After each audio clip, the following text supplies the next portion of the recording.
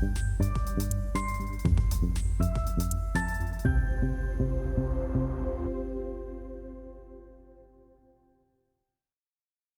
everyone, this is Fatin Fateh from Gobeshona program at International Center for Climate Change and Development.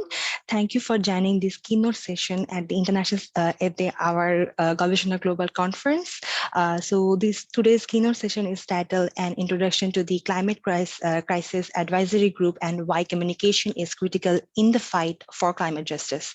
So today's keynote session will be presented by Mr. Zach King, who is the Director of Climate Crisis Advisory Group. He will be providing an overview of why he thinks that the communication is so central to the fight for the climate crisis. He will provide us an in-depth idea about why, how and why CCAG was set up and how they are using innovative communications tactics to accelerate climate action globally. So Zach will discuss why he thinks giving marginalized voices, local action, a platform is so important at a global level. So without further ado, let's hear it from Zach. Unfortunately, he couldn't be here for this session by himself, but he graciously provided us his recorded presentation so that we can share his messages, his words, his presentations through this platform with you. So without further ado, let's just share his video and let's just hear it directly from Zach. Yeah. Hello, everybody. My name's Zach King, and I'm the director of the Climate Crisis Advisory Group, or CCAG, as we call it. Firstly, it's a real honor to join you. I'm joining you here from Nairobi, and I'm so sorry I can't join you live, but thank you for giving me the opportunity to tell you a little bit about CCAG, and perhaps more importantly, why I think communications is the most important part of the fight on climate crisis. And then I'm going to talk a little bit about why I think it's so important to particularly locally led adaptation and resilience. So let me begin. So we started CCAG in 2021 because what we were seeing was that, in fact, the climate science was clear.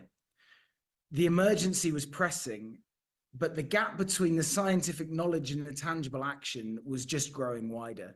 On one hand, we all know that the scientists are saying this is happening and it's rapidly increasing and it's getting worse.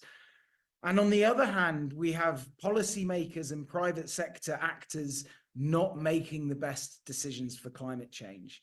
So we set CCAG up with the vision for putting climate science at the heart of our global political economic systems. And it really is as simple and yet as lofty as that. We think that climate science needs to be embedded within all of the global decisions that we make to lead us to a safer, manageable future for everybody. And I would add to that, for everybody, particularly those who are most vulnerable and marginalized in society today.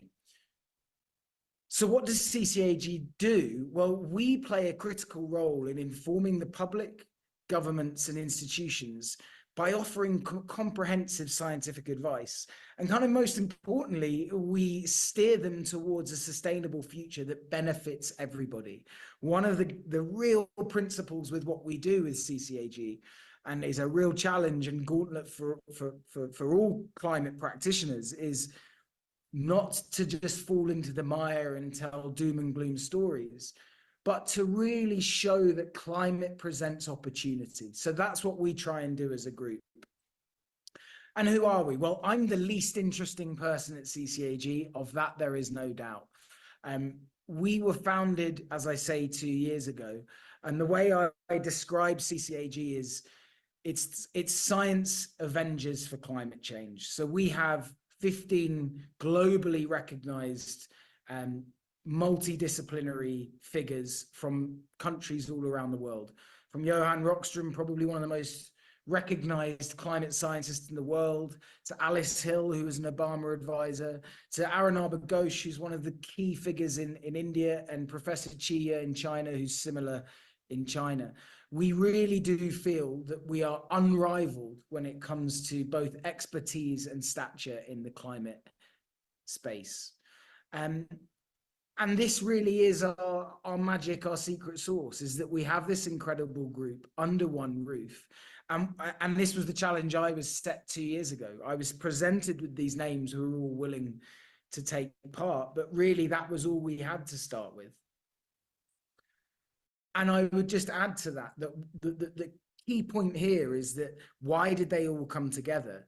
Well, they all came under this roof because they saw what we were seeing, what I was seeing, which was this growing gap between the science that they were pushing and the action that they were not seeing. And that is a communications challenge. That is a communications and policy challenge, and therefore needs innovation in communication and policy. And so that's the heart of what we do. So we spent some time coming up with what do all 15 of those people agree is the best way to deliver a safe and manageable future for humanity? Well, we've boiled it down to something that we think is quite simple, which is our 4R planet strategy. And that strategy says that we must reduce rapid emissions reductions, remove greenhouse gases from the atmosphere at scale, repair collaborative action to manage parts of the climate system that are beyond the tipping point. And finally, and perhaps most critically to the audience here, think about resilience, responding to the effects of climate change today. I can't quite believe this, but we've come to the end of our first 2-year strategy, which ended at COP in Dubai last year. And that 2-year strategy, really, we set out to do 2 key things. We wanted to educate the climate community and influence policymakers. And that was really, it feels very simple, but is really critical to, if we go back to the vision of putting science at the heart. If we can do these 2 things, we feel like we can move decision makers to make better policy decisions when it comes to climate change. When we think about our educate piece, what does that mean in practice? Well, we really set about building what we think is a world-class and leading climate platform for people around the world. So we've built a real presence on social and digital channels. And you can find our handles on Instagram and on Twitter and on various others, Facebook, all of the normal places. And what's really exciting is that you'll see lots of conversation and lots of interaction, particularly with young, engaged people around climate change. Really, our flagship product online is our monthly meetings. And what they are is we choose a climate issue each month and have a meeting that's live streamed on YouTube. And we get between 60 and 80,000 views a month on that. And what I think is so special, in a sense, about that monthly meeting is that it really becomes a platform for marginalized voices. We've had people from Bangladesh, we've had people from all corners of Africa, from South America, and they get the opportunity to come and ask some of the world's most recognized and leading scientists in our group the questions that matter most to them. And what's important about that is it's not just asking questions, it's a knowledge exchange. It makes sure that people like Alice and Johan and Dave get to hear firsthand accounts of what's happening on the front line and get to hear about the things that matter most to those people and take that away and think about how that can be applied to not just the science, but the policy. Climate Conversations is where we dig a little bit deeper and think about how some of the issues in a really light touch and accessible way. So we've thought about food systems, we've thought about extreme weather, we've thought about the Arctic melting, and these are the sorts of ideas that we like to dig deep into. And this final point is youth engagement. Well, the youth is our future, so how can we make sure that they are upskilled and have the knowledge to make the best climate decisions in the future? Again, thinking about this on a global scale. And we've done that in person at places like COP, at places like New York Climate Week, London Climate Action Week, and many others, to really bring that youth engagement action to life. So when we think about influence, we've done this in two really important ways. One is partnerships. You know, one of our skills is that we're this incredible group of people, but we're also very nimble. And so we believe that partnerships that can superpower us and give us influence at the highest level are really important. So people like E3G, who are one of the leading think tanks in the climate space, and C40, who are a global network of global mayors, really give us the access to policymakers to help influence people. And again, what we're doing is taking what we've learned in our conversations and as a group and as a globally representative group and delivering that to the people that matter most. We also clearly think that direct engagement is really important.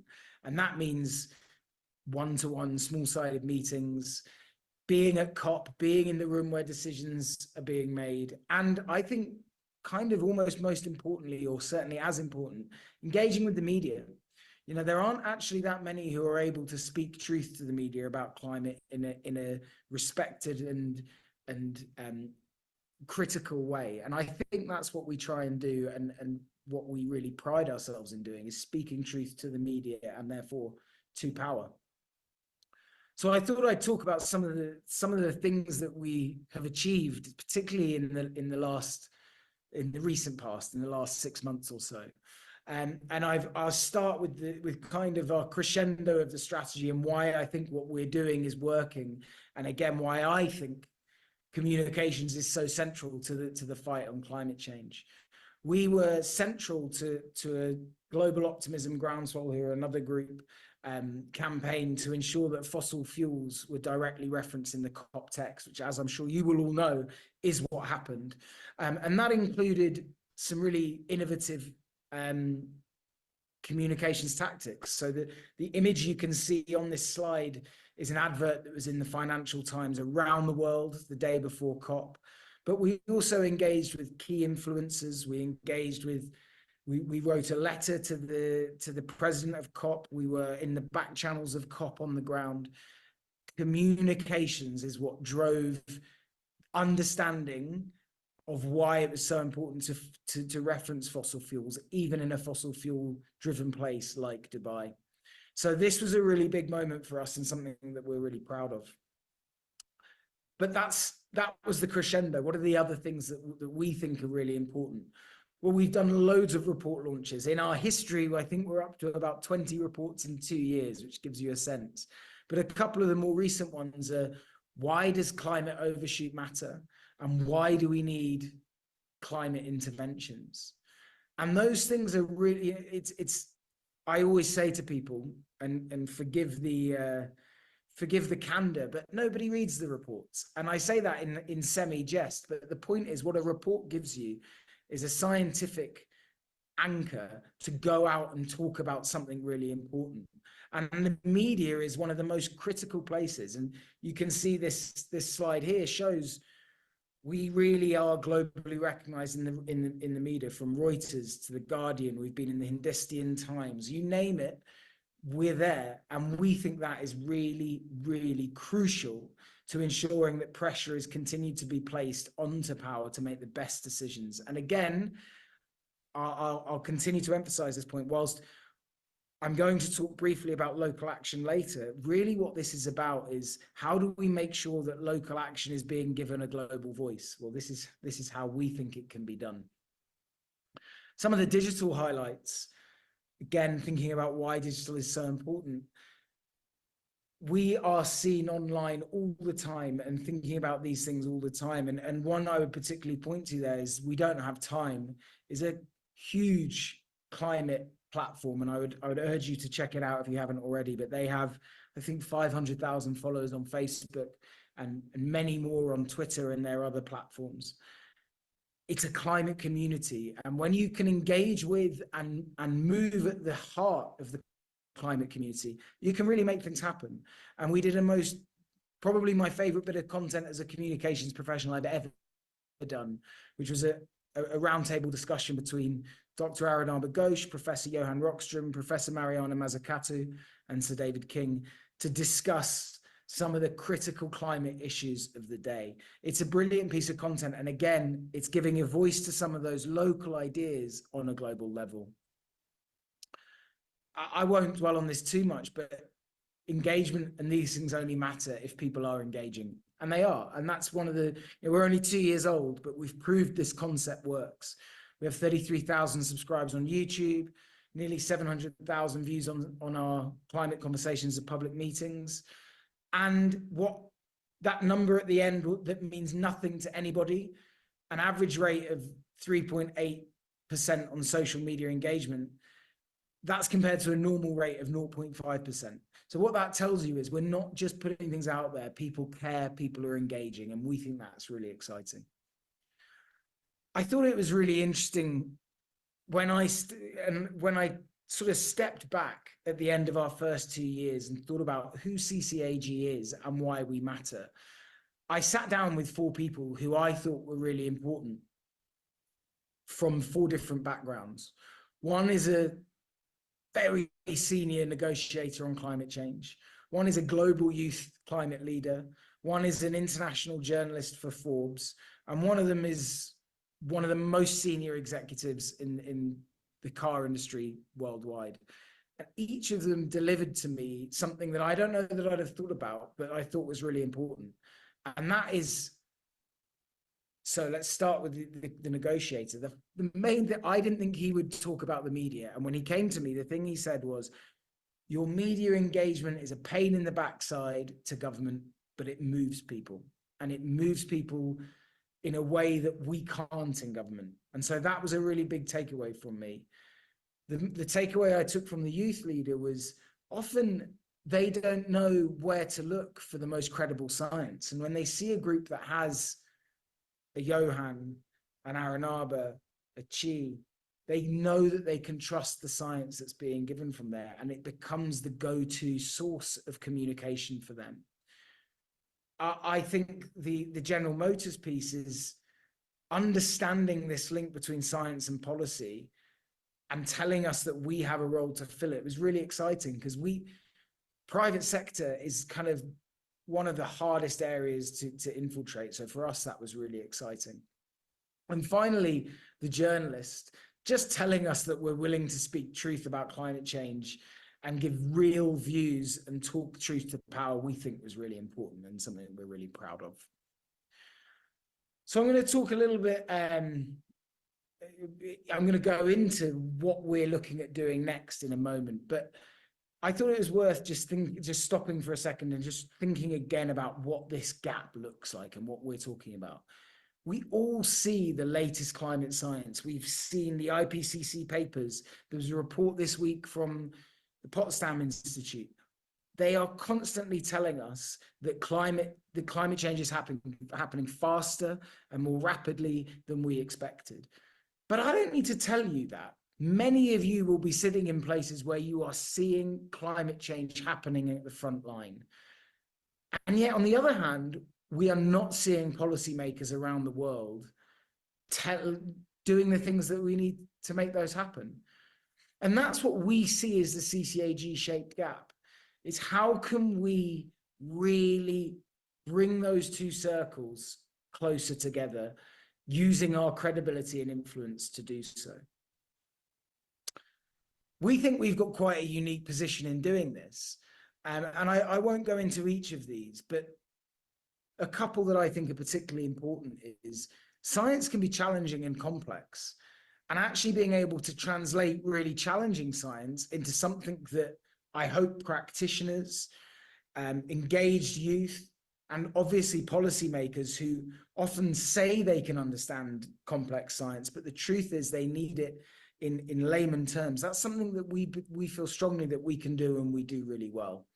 We're globally representative. A lot of people say they're globally representative. We truly are globally representative. And that allows us to give voice to marginalized voices around the world. CCAG is a climate justice champion. I say that all the time. And we're able to give a platform to people who may not normally have it. And we're able to give people an audience of people that they may not normally get to meet. And we think that's really important and really powerful. And again, I think that's how we can play a role in actually localizing action on a global scale. So thinking about what our mission is on a kind of refined and renewed scale moving forward, it really is about providing the insights and knowledge to close the gap that I've just defined for you. So what are some of the things we're thinking about? towards COP30, which is the moment we see as the next critical moment in the climate calendar? Well, ultimately, the world is moving to 1.5 and beyond. There's no doubt that the crisis is worsening. And frankly, the picture is not pretty right now.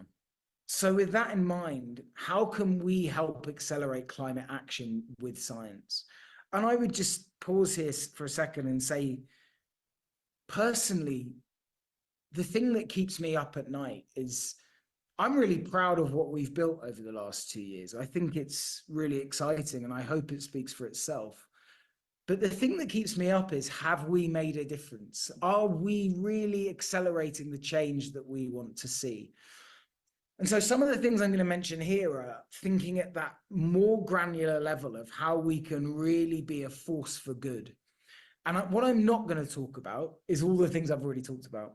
So you can take it for read that we will continue to do the things that I've discussed there, I hope brilliantly well. So we'll keep doing our public meetings, keep engaging with the media, keep engaging with policymakers at every available opportunity. But what we want to do is set up a set, and have started doing, is setting up a set of targeted action groups that really look at some of the critical issues where we think the gap between science and action must be closed. And I won't talk on this slide, I'll come to some of the specific ones now. Each action group is linked to one of our 4 Our Planet R's. And this first one is looking at the energy transition. And what you'll notice is that, again, whilst these action groups start at a global level, if we are going to deliver real climate action, local engagement and local amplification and local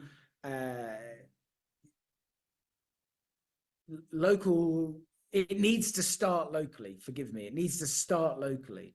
And here's a great example.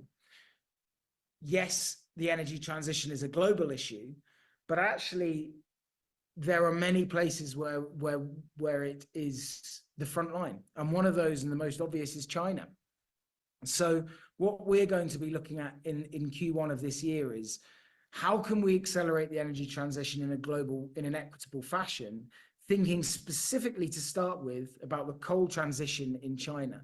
What we know right now is that the global north in many ways are, frankly, selling their carbon footprint to China in the form of manufacturing, textiles, EVs, many others. So it's incumbent on all of us to think about the energy transition globally, but in a local way as well. So we're working with our team in China to write a report.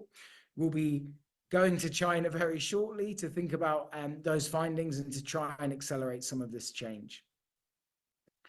Action Group 2 is thinking about carbon removal. A really obvious place where this gap between science and action lies is carbon markets. The UNFCCC tells us that the carbon markets are likely to grow between 5 and 15 times in the next 15 years. And yet today, many of us would say that they're probably not fit for purpose in terms of their scientific rigor. So if they're going to grow by that, they better be scientifically rigorous. So what can we do to help that happen? Well, we're looking at how we can define the role of carbon markets and make sure that they're scientifically sound. And that's a piece of work, again, that's underway, and we'll be thinking about ways in which we can bring that to life with convenings and using our usual tactics and tools to do so. Climate repair is a really challenging and not without controversy in the climate world. And this is probably one of the less public-facing pieces that we're going to do at the moment. But if we're serious about pieces of SRM technology in the future, we need to start thinking today about what governance looks like. And again, this is where we're thinking about, what does SRM at a global level, solar radiation management at a global level, mean for local communities and local people? We need to think about that and think about that how that works and what that governance looks like. So that's a piece of work that we're considering embarking on. Thinking about Action Group 4 is looking at resilience, and this might feel most relevant and timely for this group here. Water security in urban environments is such a critical issue, and yet not enough is happening. And frankly, it's not talked about enough. So the campaign here is to call for urgent action to mitigate water security for the most vulnerable in society. That will have an anchor report. Think about convening in India, and then thinking about how we bring that to life and to really drive and push for action at COP29 and then COP30. That's 4 action groups. Since I put this presentation together, there are a number of others that are in development. We're looking at cities. We're looking at overarching narratives around 1.5 degrees. We're looking at all kinds of specific climate points where we think that we can help push for action. I wanted to just quickly make this point that really, to me, what makes CCAG so special is that it's pragmatic and that we learn as we go and that we're nimble. And that is central, I think, to what successful communications and actually successful campaigning and action looks like. So I'm going to finish by saying, because I feel like I've probably gone on a fairly long-winded about CCAG piece that may not feel immediately relevant to some of you here when we're talking about local action. But I think it is. I think it's hugely relevant and hugely important. Because we believe that sharing best practice and giving marginalized voices a platform is a critical way to accelerate climate action. And we've done that in so many ways in our 2.5 years that we've been going. Whether it's reports that shine a light on Dhaka, whether it's showing Shanghai versus Beijing in reports, or whether it's having people in our meetings or on our social media or wherever it is, actually, this is critical. This is how people who wouldn't normally have access or normally see what's happening in these places get to understand why local action matters so much. And frankly, some of the lessons that need to be learned globally are from places like Dhaka. They're from places like Delhi, where the front line is so clear for everybody to see. And so I'm just going to end with the thought that whilst we are a global group and everything we do thinks globally first, we are constantly trying to find great examples of what's happening locally to shine a light on for the world to see. I think I'm going to finish there. And again, let me just finish by thanking you all again for having me here. It's a real inspiration to work with brilliant people. And I couldn't be more grateful to be given this platform and this opportunity. So thank you so much. And thank you for giving me the time to tell you a little bit about the Climate Crisis Advisory Group. Thank you.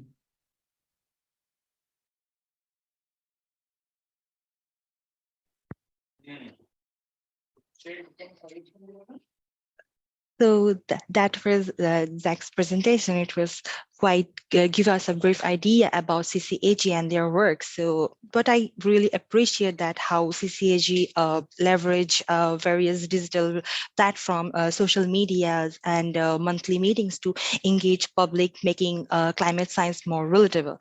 The focus on youth engagement and creating global climate community is commendable. I like the way he says that engagement only matters if people are engaging, and the focus on that it's impressive to see how CCAG played a pivotal role in the global optimism and Groundwell campaign. The organization's ability to influence policymakers and engage with the media is a proof of its effectiveness.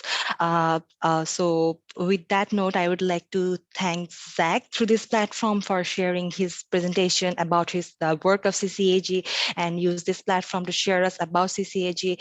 And thank you everyone for joining this keynote session and hearing from Zach from like in this session. Thank you so much everyone for joining. Thank you, Zach once again. And I'm going to end the session here. Thank you.